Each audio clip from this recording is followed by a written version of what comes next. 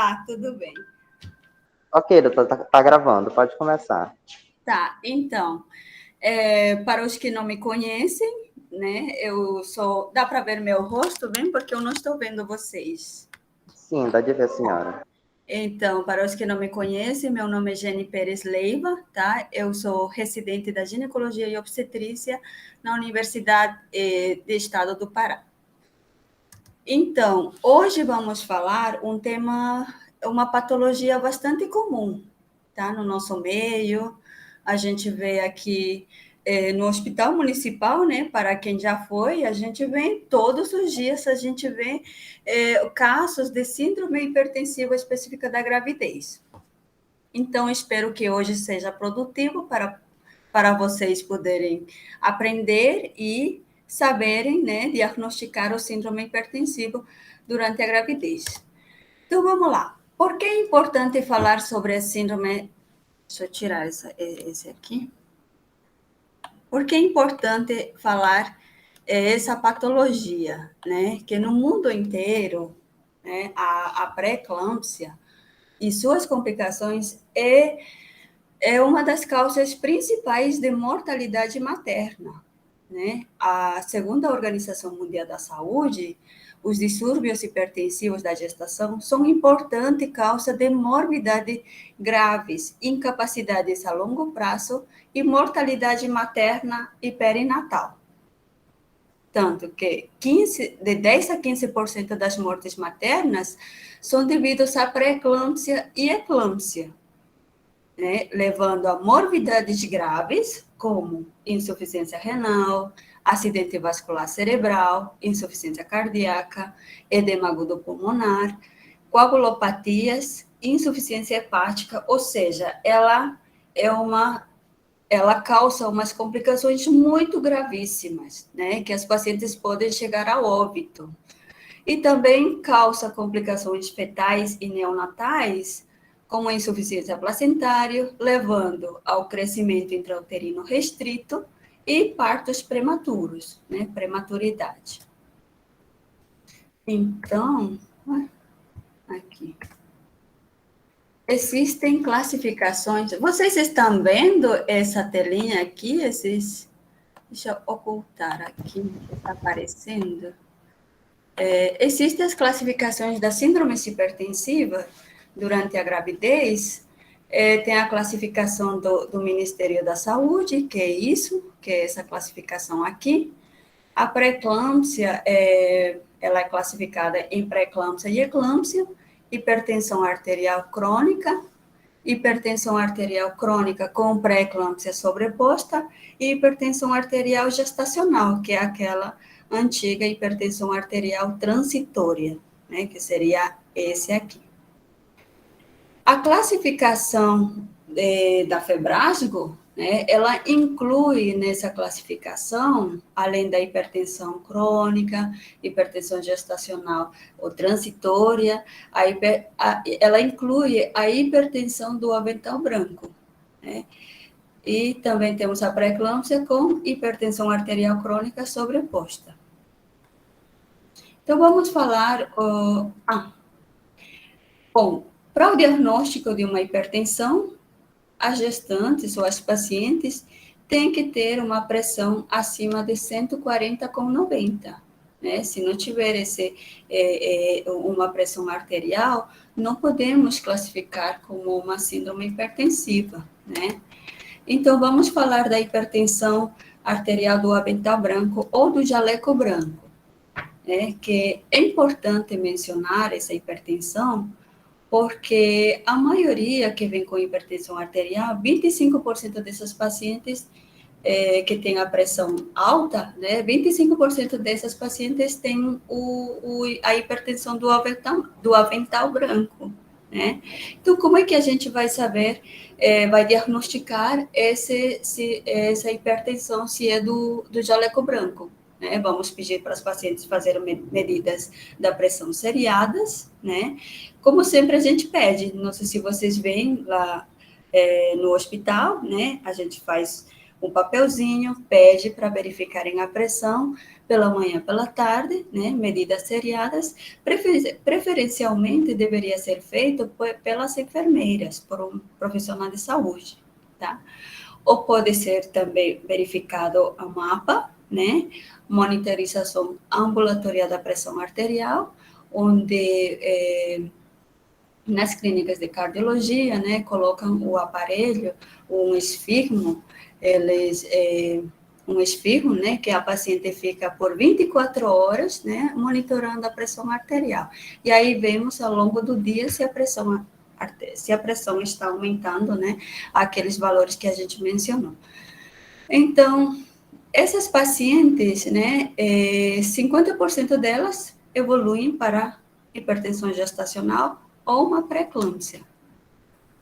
A hipertensão gestacional, ou aquela hipertensão transitória, né, acontece em gestantes previamente normotensas, que se diagnostica uma pressão arterial acima de 20 semanas, sem nenhum sinal ou sintoma ou alterações laboratoriais que caracterizem uma pré-eclâmpsia. Né? Dessas pacientes, 25% pode evoluir para a pré-eclâmpsia. E ela desaparece até 12 semanas após o parto. Né? Se ela persistir a mais de 12 semanas, vamos falar de uma hipertensão arterial crônica. Então, a hipertensão arterial crônica, né, ela é diagnosticada antes das 20 semanas de gestação. Geralmente acontece em pacientes que têm histórico familiar, mãe, irmãos, pai hipertensos, né? Ou ela já está em uso de antihipertensivos, né? E que depois engravidou, então é um diagnóstico de hipertensão arterial crônica. A hipertensão arterial crônica, ela não cursa com proteinúria e sem edema também, né? A não ser que tenha uma patologia de base, como uma insuficiência renal, que perde proteínas. Então, as causas da hipertensão arterial crônica, né, mais de 90% é de causa essencial, ou de causa primária, ou de causa desconhecida, né? E o resto, né, é devido às causas, e mais comum, a doenças renais. Também o feocromocitoma, né? E a hipertensão arterial, ela é muito comum em pacientes obesas e as pacientes multíparas. Em essas pacientes, uma gestante com hipertensão arterial crônica, devemos fazer um estudo, né, uma pesquisa de lesão de órgão-alvo, né, porque a hipertensão arterial crônica, ela afeta os órgãos-alvo, que seriam no olho, né, a propedêutica, devemos fazer uma fundoscopia do olho para ver se apresenta alguma alteração na retina, né. No coração, eletrocardiograma, fazendo um ecocardiograma, pesquisa de algum tipo de alteração. Vamos avaliar a função renal, né, com ultrassom de vias urinárias, ultrassom dos rins, ou exames da função renal, que são ureia, creatinina, proteinúria de 24 horas e o ácido úrico. A hipertensão arterial crônica, ela se classifica como hipertensão, ela se classifica como hipertensão arterial crônica não complicada e complicada.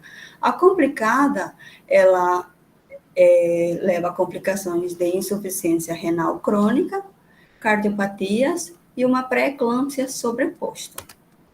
Quando vamos falar de um síndrome hipertensivo crônico com pré-eclâmpsia sobreposta, né? Esse diagnóstico deve ser bem estabelecido. Em que situações? Quando uma paciente que já usa medicamentos antihipertensivos, né, e uma hipertensa crônica, e após as 20 semanas ocorre o aparecimento da piora da proteinúria, né, sugerindo, devemos dar atenção quando o aumento da proteinúria for maior que 3 vezes do valor inicial. Quando também vamos diagnosticar uma hipertensão arterial crônica que está complicando com uma pré-eclâmpsia. Quando a gestante, que portadora de hipertensão arterial crônica necessita de associação de antihipertensivos ou incremento da dose terapêutica inicial, que precisa de aumento de dose das medicações, que isso acontece após as 20 semanas. Ou se houver ocorrência de disfunção de órgão-alvo. Então, é nessas situações a gente vai suspeitar de uma pré-eclâmpsia sobreposta.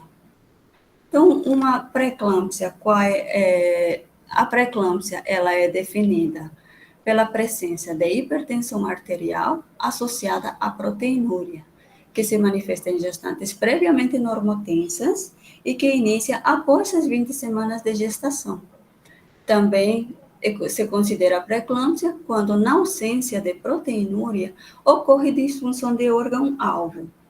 Então, prestar muita atenção em que a proteinúria, ela deixou de ser, né, um diagnóstico, um parâmetro fundamental para o diagnóstico da pré-eclâmpsia. Então, ela deixou de ser parte, né? Então, para o diagnóstico da pré-eclâmpsia, tem que ter uma pressão arterial acima de 140/90, que inicia depois das 20 semanas, e que apresente proteinúria ou disfunção de órgão-alvo materno, né? Qualquer alteração que mostre uma disfunção de órgão-alvo, a gente diagnostica uma pré-eclâmpsia. Então, ela é definida, uma pré-eclâmpsia tem que apresentar sinais de iminência de eclâmpsia ou alterações laboratoriais sugestivas de disfunção de órgão materno ou disfunções uteroplacentárias. Então, a fisiopatologia, né? Para saber a fisiopatologia, né, devemos saber a fisiopatologia de uma gestação normal, né? Como é que acontece a placentação normal. Existem várias teorias, várias hipóteses para a fisiopatologia da pré-eclâmpsia, mas ainda não tem uma causa definida. Mas vários autores, eles concordam com que a fisiopatologia está relacionada com a teoria da placentação deficiente, né, que só foram as mais aceitas, adaptação da circulatória materno-fetal inadequada, a incompatibilidade genética e resposta inflamatória sistêmica materna. Então, as duas hipóteses que foram aceitas, né, a má adaptação imunológica, ela está relacionada à ocorrência da pré-eclâmpsia, né, pelos dados epidemiológicos em pacientes nulíparas, né, em gestantes provenientes de inseminação artificial, né, com o sêmen do doador com um tempo de exposição ao esperma do parceiro é menor, né, características que sugerem o tempo menor à exposição aos antígenos. A outra teoria aceita, né, é a incompatibilidade genética.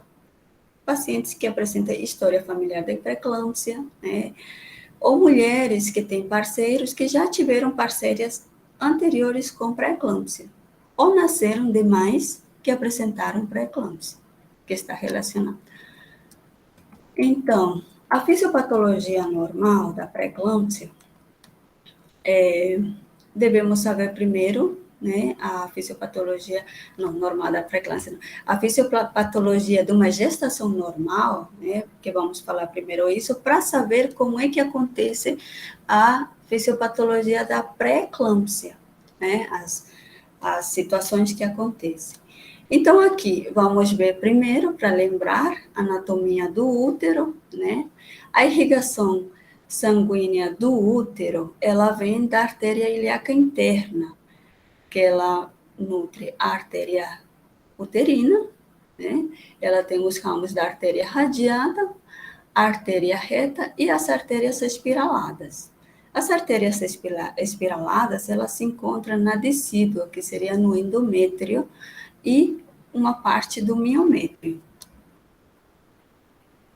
Então, como é que acontece a fisiopatologia de uma gestação normal? Como é que acontece toda essa cascata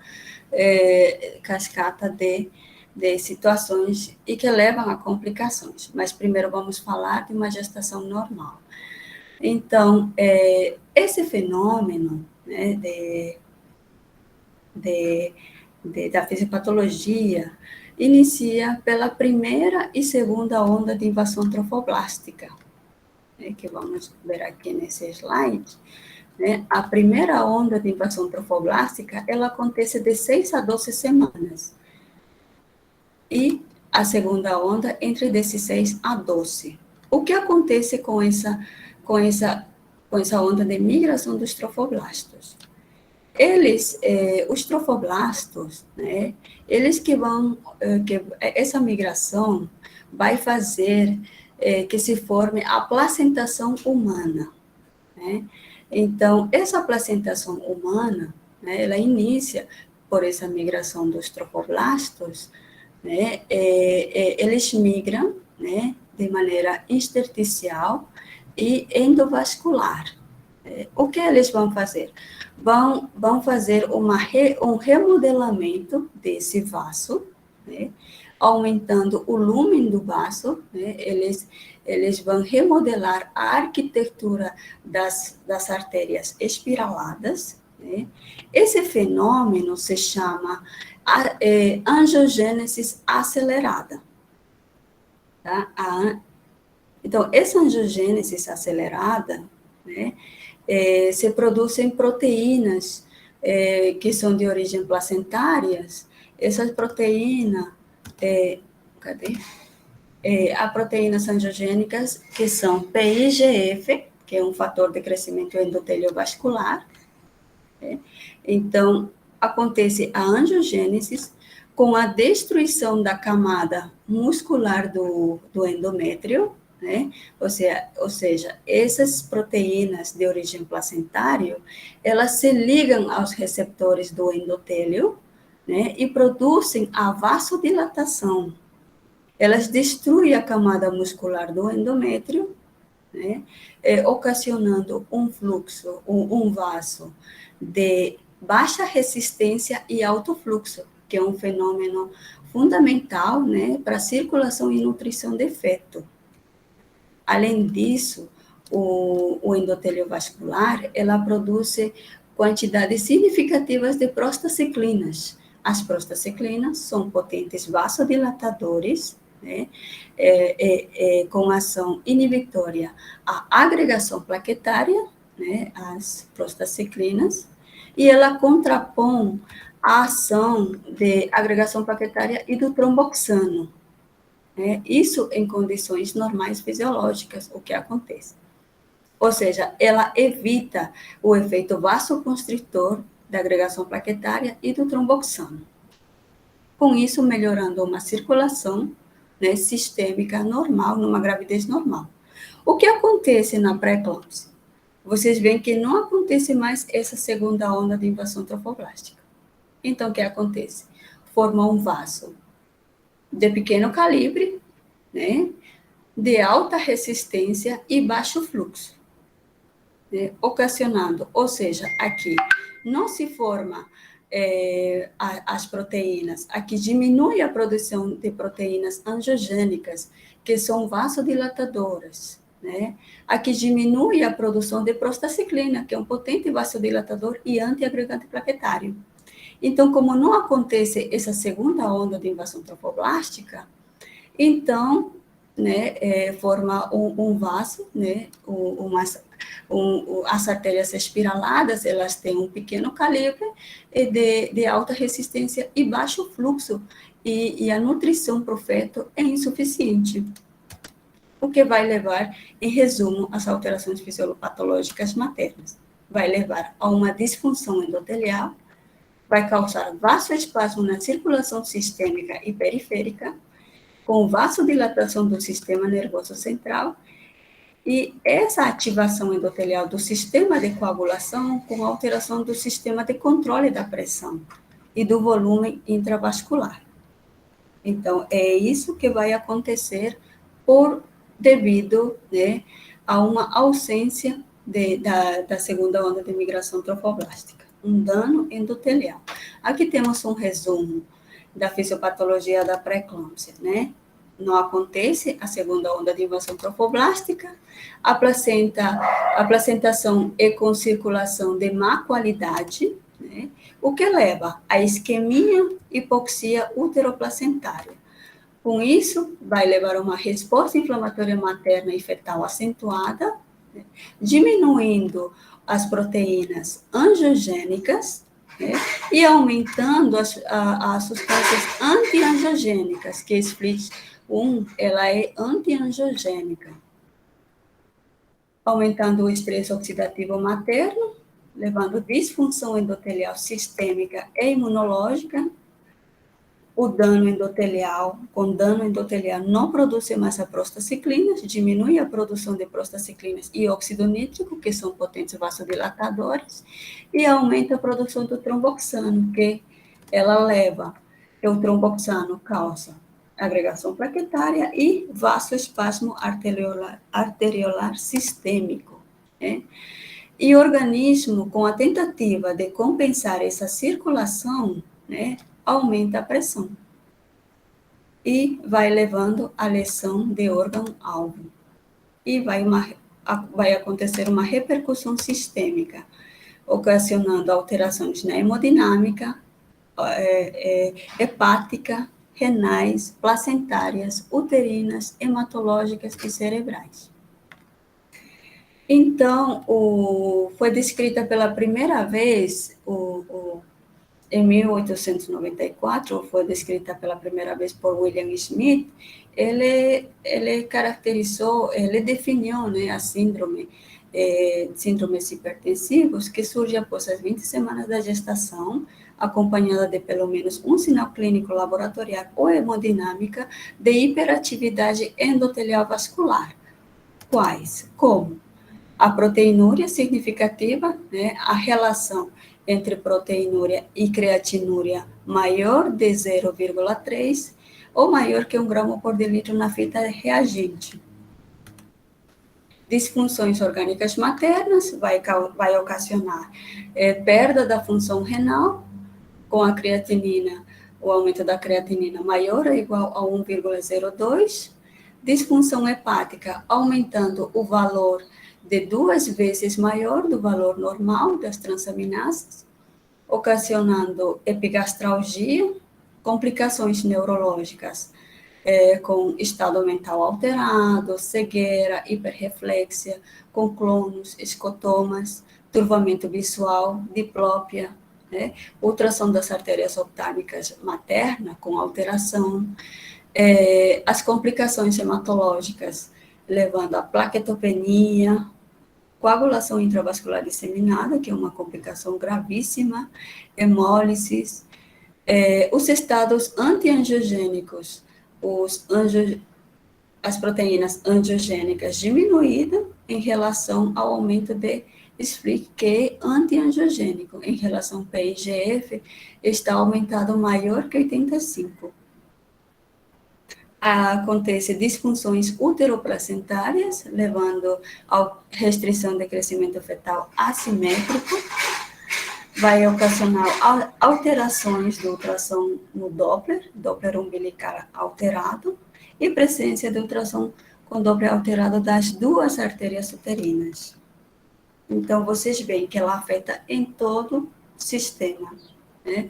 Em todos os órgãos maternos, né? Função renal, hepática, neurológica, hematológica, uteroplacentárias, levando a complicações catastróficas, né? Então, a Febrasgo, ela classifica, né, a nova classificação da pré-eclâmpsia, né, segundo o tempo de evolução da doença, que é a pré-eclâmpsia precoce, que é antes das 32 semanas, e pré-eclâmpsia tardia, que é a mais de 32 semanas. Quanto à gravidade, né, da pré-eclâmpsia, se classifica como pré-eclâmpsia sem sinais de gravidade, que é aquela pré-eclâmpsia leve, e pré-eclâmpsia com sinais de gravidade, que seria a pré-eclâmpsia grave. Então, vamos falar sobre os critérios de gravidade da pré-eclâmpsia. Quais são os critérios de gravidade?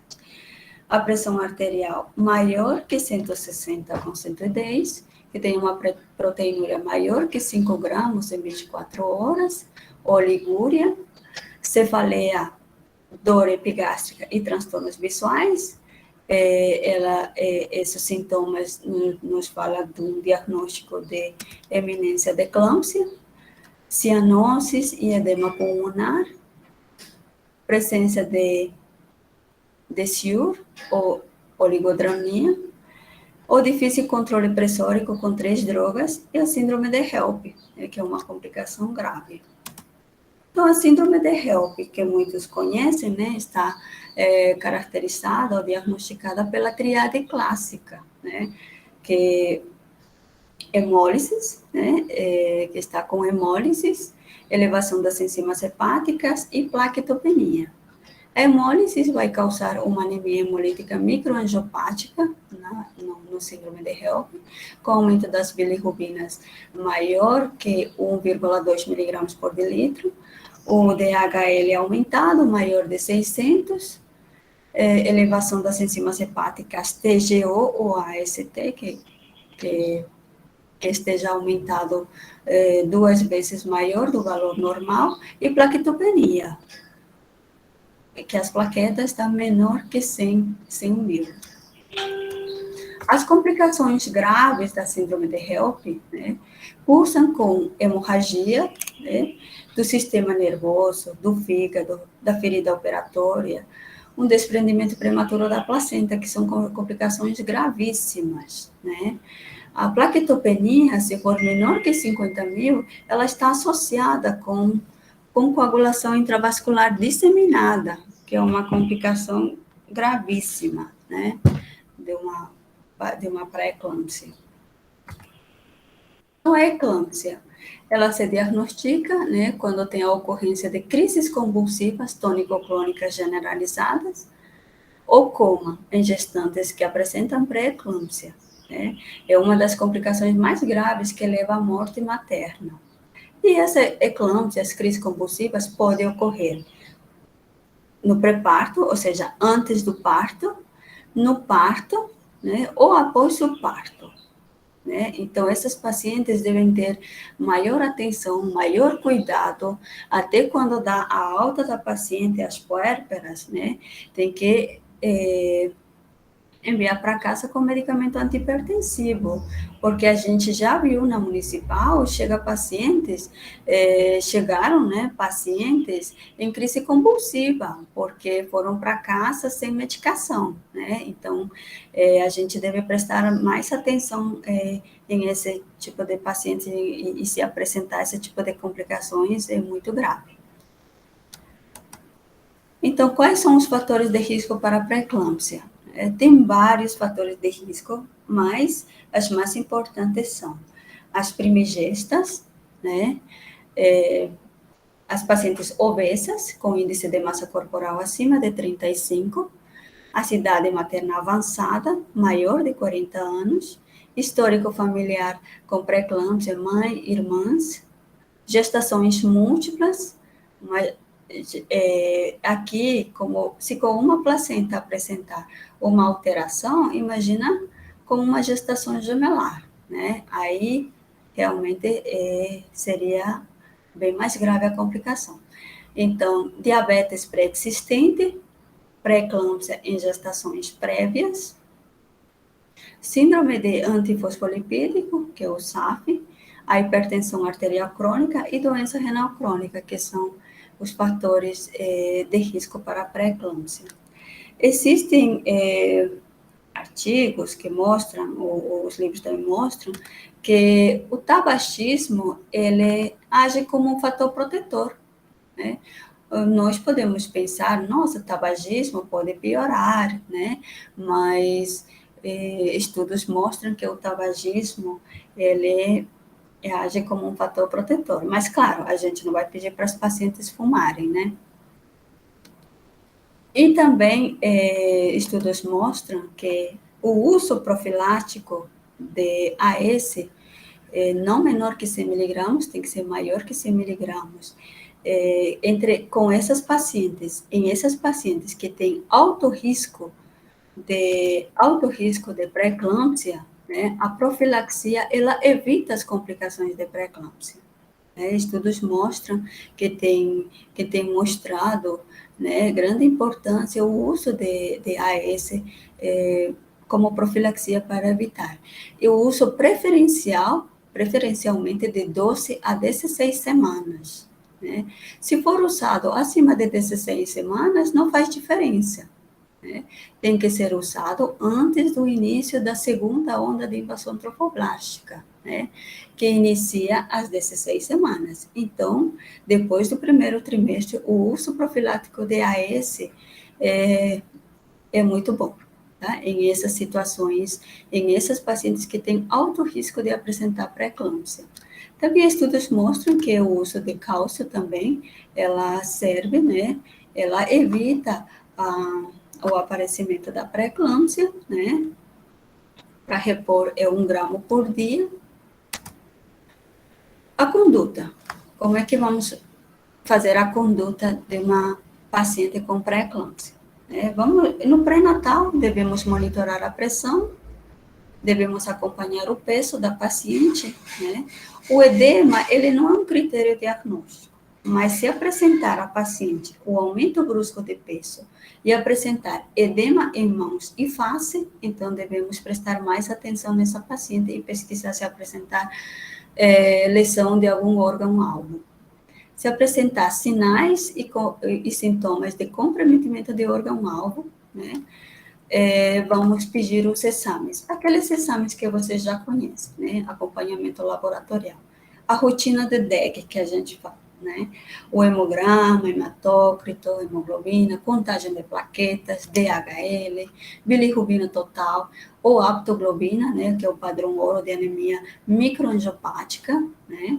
Creatinina e AST, que seria o TGO, AST.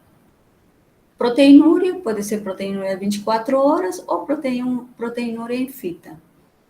O ácido úrico, se a paciente apresentar maior que 4,5, né, tende a ter, ela está relacionada a maiores desfechos durante a pré-eclâmpsia. Tá? Mas por si só, o ácido úrico, ele não indica nada. Então, os outros exames que vamos pedir, ultrassom com Doppler das artérias uterinas, acima de 24 semanas. Né? Se não houver alteração nesse ultrassom com Doppler, se as artérias uterinas estiver normal, então a gente pode ficar despreocupados, porque ela tem um alto valor preditivo negativo. Agora, se apresentar alterações nas artérias uterinas, não significa que vai apresentar uma pré-eclâmpsia, né?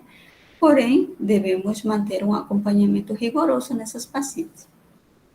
Após as 20 semanas, né, no ultrassom com Doppler, se apresentar, após as 27 semanas, se apresentar o índice de pulsatilidade maior do percentil 95, né, se houver uma incisura protodiastólica bilateral, aumenta o risco de pré-eclâmpsia e crescimento intrauterino restrito.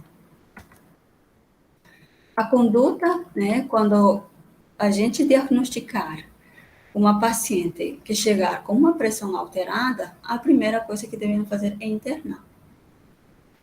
A dieta que vamos passar, dieta normal, sem restrição de sal, porque vocês viram que na fisiopatologia não tem nada a ver o sal, né? Vamos pedir repouso relativo, vamos avaliar as condições materno-fetais, né? Com os exames, né? Ultrassom com Doppler fetal, exames laboratoriais, né? Controle pressórico de 4 em 4 horas, as pacientes vendo a vitalidade fetal e observando o peso, se está aumentando bruscamente o peso, a gestante, e o tratamento antihipertensivo.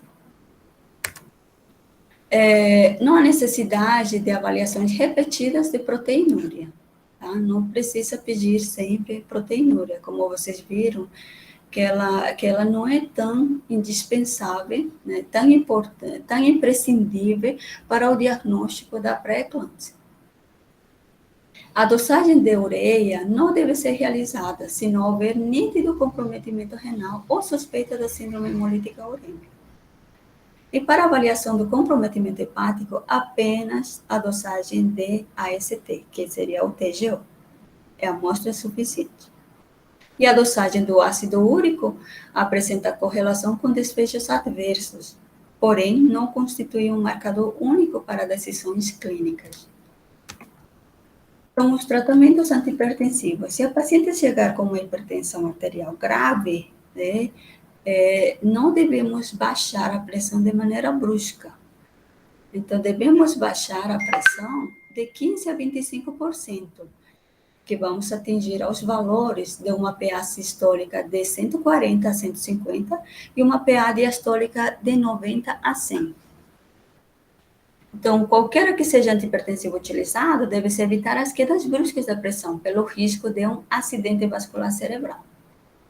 E também reduz a perfusão placentária e potencializa os efeitos negativos sobre o estado do feto, que o bebê e a mãe já estão graves. E se você baixar bruscamente a pressão, então o quadro vai piorar, a tendência é piorar. Então, quais são os antihipertensivos mais utilizados no nosso meio? Né? É a metildopa, os simpáticos de ação central, ou alfa-agonistas, né? Que é a metildopa, que podemos usar até dose máxima de 2 gramas por dia. A clonidina, prazoцina, eles não são muito utilizados, mas também não são, o SUS não disponibiliza.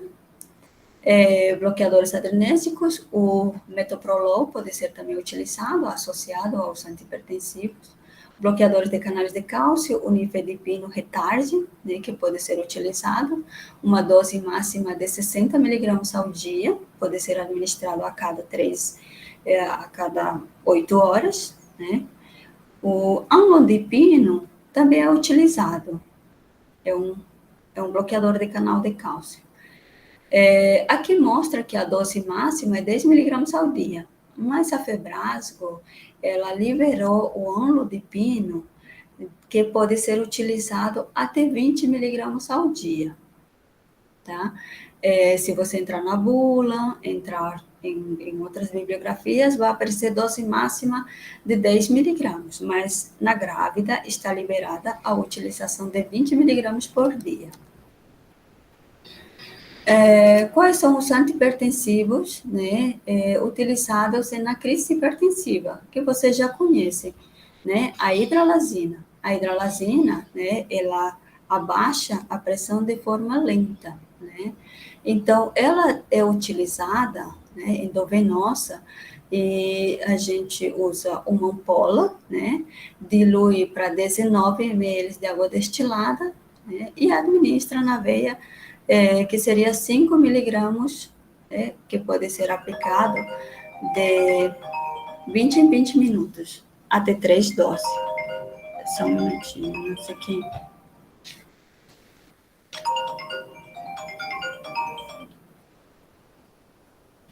Nifedipino também pode ser utilizado em situações de emergência, né, na emergência hipertensiva, mas nunca deve ser utilizado por via sublingual. Nitroprusátil de sódio pode ser utilizado, mas sempre que a paciente estiver em centros de UTI.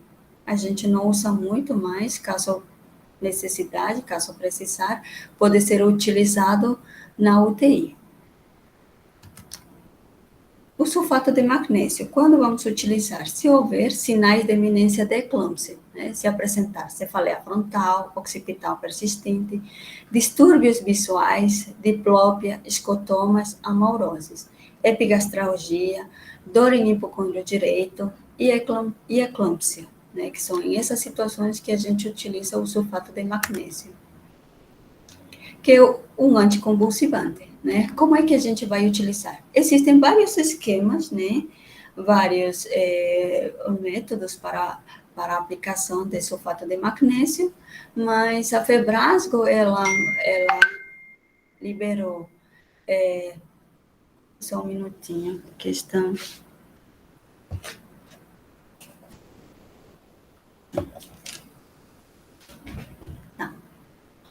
Então, a dose, o sulfato de magnésio, né? A gente pode utilizar em dose de ataque, né, para evitar as crises convulsivas e ensinar se a paciente apresentar sinais de iminência de eclâmpsia.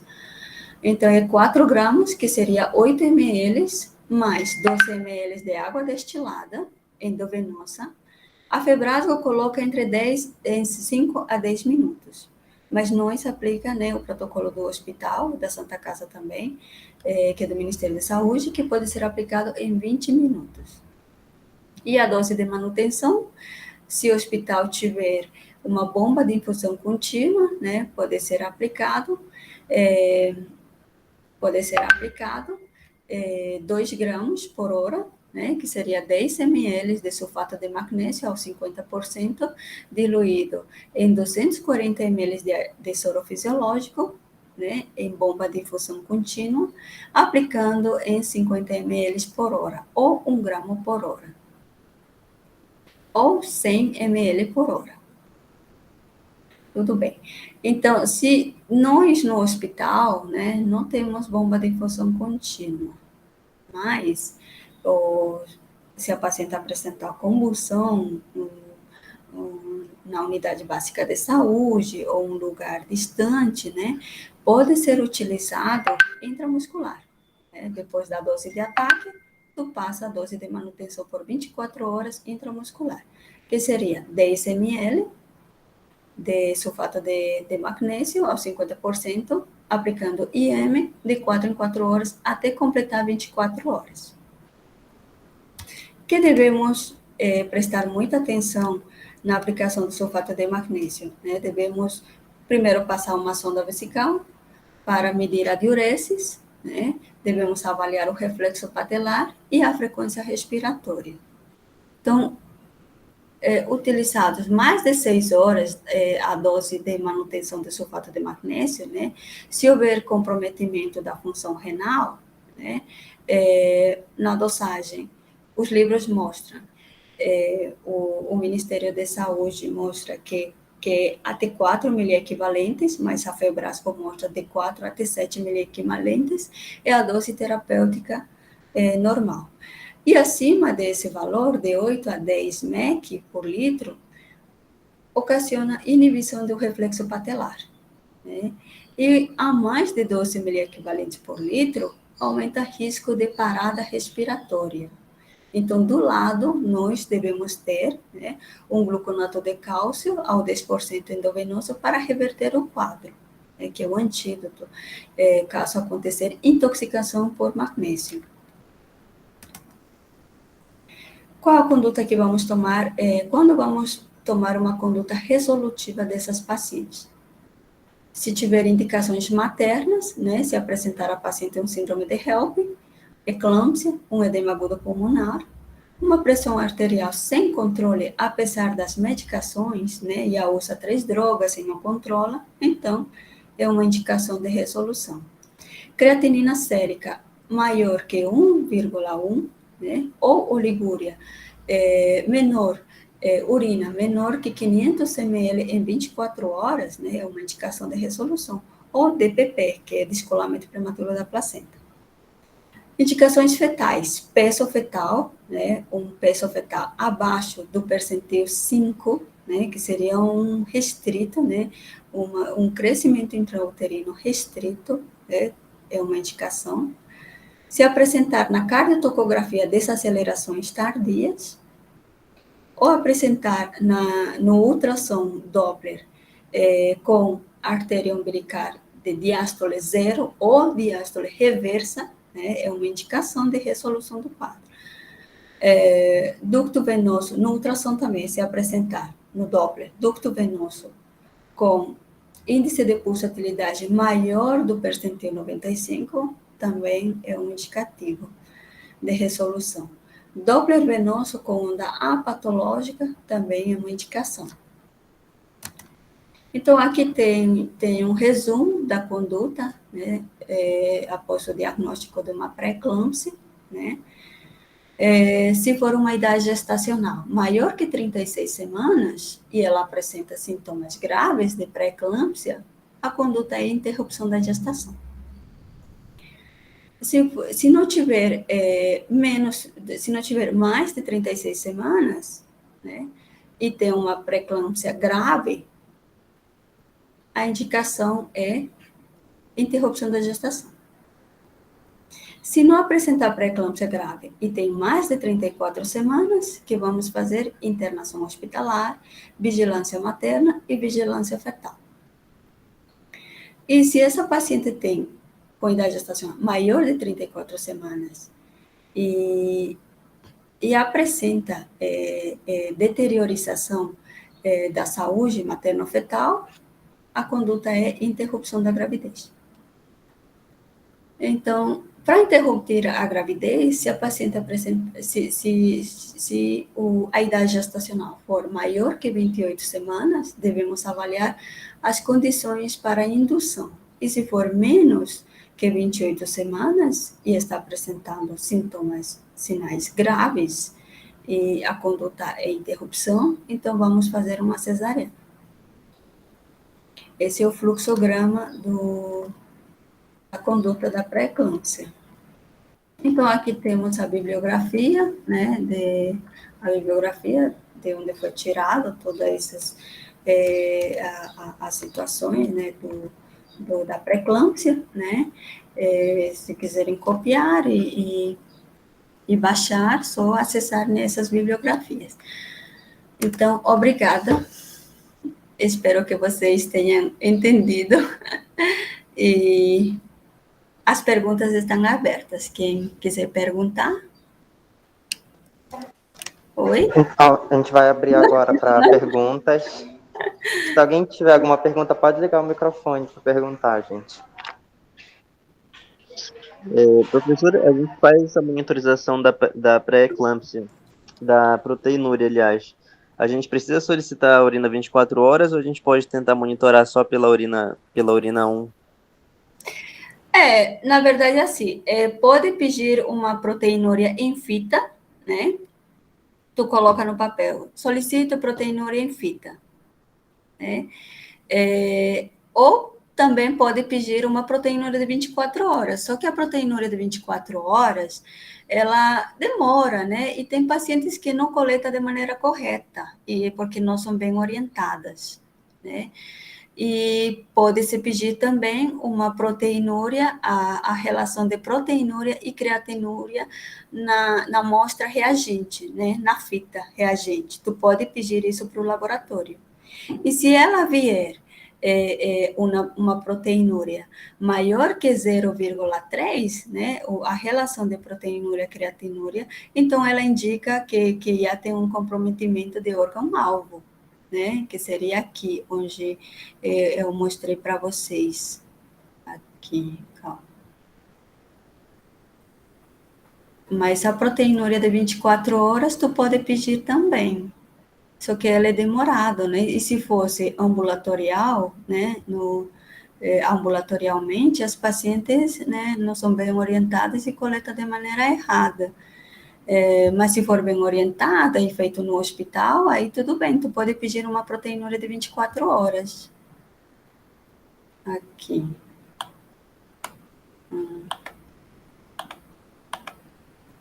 Aqui. A relação proteinúria-creatinúria maior ou igual a 0,3, ou maior ou igual a 1 gramo por decilitro na fita reagente, que é o que está se utilizando mais esse parâmetro também, para verificar. Não se usa muito proteinúria de 24 horas. Doutora, eu tenho uma dúvida. Quando a paciente está internada pela hipertensão, ela fica internada até o fim da gestação ou ela tem critério de alta? Ela tem critério de alta, né? Quando interna, nós devemos fazer monitoramento da pressão contínua, né? E se ela está mantendo, e se a pressão está sendo controlada, tu pede a rotina de DEG. Se os exames de laboratório não mostram comprometimento de órgão-alvo, também tu pede um ultrassom com Doppler. Se está normal e ela tem, por exemplo, 36 semanas, ótimo. Se ela está toda controlada, não apresenta critério de lesão de órgão-alvo, ultrassom com Doppler fetal normal, pode ir de alta e acompanhamento de pré-natal de alto risco, né? Temos que orientar muito bem essas pacientes. Agora, se a paciente estiver piorando, né, ela interna, por exemplo, vamos colocar um caso. Paciente apresentou uma pressão de 180 com 110, e é um critério de gravidade, pré-eclâmpsia grave. Foi feita hidralazina, medicamentos de emergência. Foi pedido rotina de DEG, ureia, creatinina, ureia, creatinina não. A creatinina e TGO alterado já vão indicar sinais de gravidade. Ou pede ultrassom com Doppler. Ultrassom com Doppler mostra o índice de pulsatilidade alterada das artérias uterinas, então essa paciente merece acompanhar, né? Se os exames laboratoriais e a paciente estiver apresentando sinais de gravidade ou sinais de iminência de eclâmpsia, né, essa paciente deve ser sulfatada e devemos ver a vitalidade fetal. Se o bebê está bem, ela está sendo sulfatada e apresentar 36 semanas, né? Se o bebê tem um peso bom, o ideal seria interromper. Então, cada paciente é individualizar, né? Cada paciente para tomar uma conduta correta.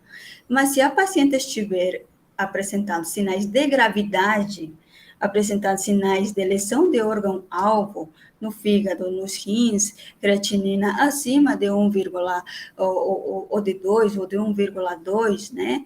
Então, essa paciente, né, o que está acontecendo? O que está causando essa piora do quadro? Né? É a pré-eclâmpsia. E com o tempo só vai piorar. É uma bombinha, assim, que pode explodir em qualquer momento. Então, essas pacientes, independentemente da idade gestacional, a gente deve interromper, porque a paciente, se não está bem controlada, pode apresentar uma crise compulsiva, uma eclâmpsia, que seria uma fatalidade, né? Pode acontecer uma hemorragia cerebral, que pode morrer. Então, melhor interromper. Se apresentar sinais de gravidade, mãe ou feto, tem critério de interromper a gravidez. Espero ter respondido. Podem perguntar. Sim. Alguém ainda tem alguma dúvida, gente?